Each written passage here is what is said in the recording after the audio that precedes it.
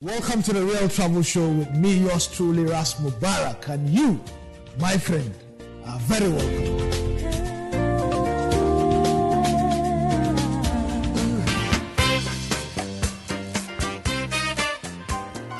This is the KLCC area of Kuala Lumpur, Malaysia, Southeast Asia.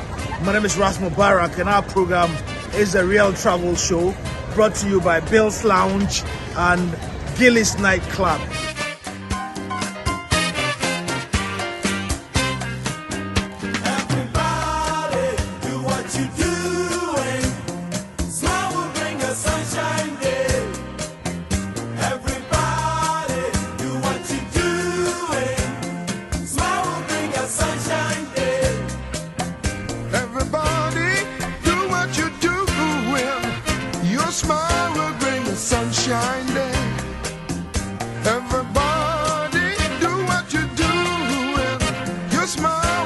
Sunshiny day. Everybody, do what you're doing. Smile will bring a sunshine day. Everybody, do what you're doing. Smile will bring a sunshine day. We are here at this exciting place. Behind me, my friend, is the Twin Towers, the iconic Twin Towers in Malaysia. This is one of the buildings, one of the tourist attractions. More than half of the tourists who come to Malaysia endeavor to go to this building. We're going to go up there and have a look at one point, the tallest building in the world. I keep telling our people that we need to have ambition. In the 90s, President Mahathir had ambition. He wanted something that is representative of Malaysia. He wanted something that represented the soul. He wanted something that Malaysians could be proud of. And what could it have been than to have his country commission the tallest Twin Towers in the world? So the project started, in 1993. Initial design for the project was actually rejected by the president because he felt it didn't represent the soul, the heartbeat of the country enough. He wanted something special, something spectacular, something extraordinary. For which reason, a second design for these Twin Towers was commissioned, accepted by the president. Construction started 1993. It cost $1.6 billion to build this, but guess what? It is paid off. Millions of tourists come here to have a look, come here to spend money, come here to shop, come here to have a nice time, And I've said it time and again that Africa would have to have ambition. What is Ghana noted for? We've lost the first position we had as the #1 cocoa producing country. Why must it be so? We've lost our position as the #1 footballing nation in Africa. We are literally not #1 in anything. Even in gold production, we've lost our position.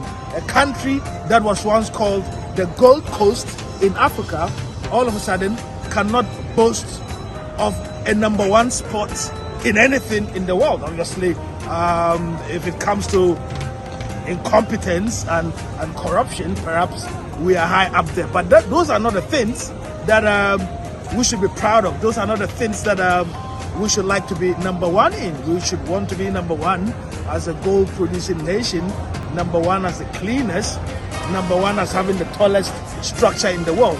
And so 1998, this was completed, handed over or officially opened in 1999. And for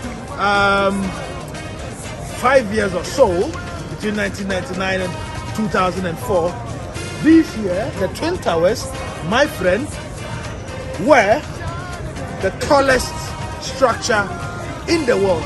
That is how ambitious the Malaysian people were in having something they could be proud of, in having something people could say this clearly is the #1 spot in Malaysia. And it's really and truly, paid off. I mean, people come here because of this. People come here because of the exciting hospitality, because of the cleanliness and the diversity of the city. But this certainly is a crowd puller. And if we want to attract more tourists in our continent, in countries like Ghana, like Uganda, like Namibia, like Liberia, like Algeria, then we've got to do something special. We've got to give the world what the world doesn't have. And this, between 1999 and 2004, was what the world didn't have. And it's become iconic.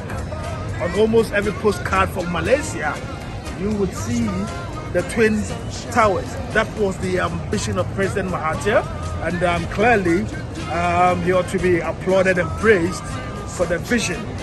This is a country that got its independence, my friends, in 1957. The same year, Ghana got its independence, 1957. So we are age mates, Ghana and Malaysia. But look at what Malaysia has done. Look at what we have done and how far behind we are as a country. I'm not proud of that. I come to places like this just to awaken the consciousness of our people, of the possibilities. Malaysians really and truly are no special than us. They are humans as we are. When you cut through their skin, it is red blood that would flow out. And so, why must they be high up there in all indicators, whilst Ghana is lagging behind, whilst Nigeria with all its oil is lagging behind, whilst the Congo with all its natural resources is lagging behind? The status quo certainly cannot continue. If we want our people to live happier, we've got to do something special. We've got to upgrade the lifestyle, the livelihood of the people of Africa. And certainly that would come with having good leaders. That would come with having leaders who are patriotic. That would come with leaders who are visionaries. People like Kwame Nkrumah, who started off very well until a bunch of criminals decided that they would collude with Western powers to overthrow Kwame Nkrumah in Ghana. It's been the same in many countries in Africa. And clearly, the time has come, my friends, for the African youth who is at the receiving end, who is given a pittance by the politicians to go and insult opponents, to rise up and say enough is enough, to rise up and say we deserve better. I mean, look at how clean, look at how neat, look at how the number of people who are milling about just having a nice time, just having a good time, just enjoying themselves. You can't help but wonder, you can't help but admire, you can't help but respect the ingenuity, the creativity, the patriotism, my friends, of the Malaysian people. And that is what we ought to be doing as African people. We can't continue accepting the status quo. If Malaysia in 1993 could decide they want to have the tallest building in the world and actually do it, and actually walk the talk, why can't Ghana do it? Why can't Sierra Leone do it? Why can't Liberia do it? Why can't Nigeria and the Congo and South Africa, with all the abundance of natural resources and human capital, why are we lagging behind? This is the question I want you to ponder over as we bring you more sights and sounds. And do remember, the Real Travel Show is brought to you by Bill's Lounge in Eastwood City, Philippines, and it's brought to you by Gillies Nightclub in Quezon City, also in the Philippines. We're gonna go up there, walk the bridge, and see all the fun stuff, and have a look at this beautiful city of Kuala Lumpur from this high up twin tower structure. Fascinating by all accounts. So until you see us at the next destination, I want to thank you for coming with us on the Real Travel Show. And remember, you would have to be the change you want to see in Africa. You would have to be the change you want to see in Ghana. If Malaysia, that got its independence in 1957, same year as Ghana did, could do it, why can't we? Yes, my friend, we can if we get the right people in leadership. If African youth stop accepting pittance, from politicians, if we stop allowing ourselves to be used as pawns, whilst the politicians siphon our money away into foreign bank accounts and build mansions for their families abroad. I mean, they don't even have shame.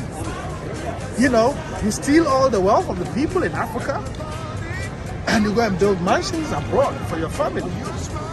You know, that is how unpatriotic, that is how criminally minded our people are. And I've said it time and again. Any politician who owns property abroad does not deserve to hold public office in Africa. Absolutely.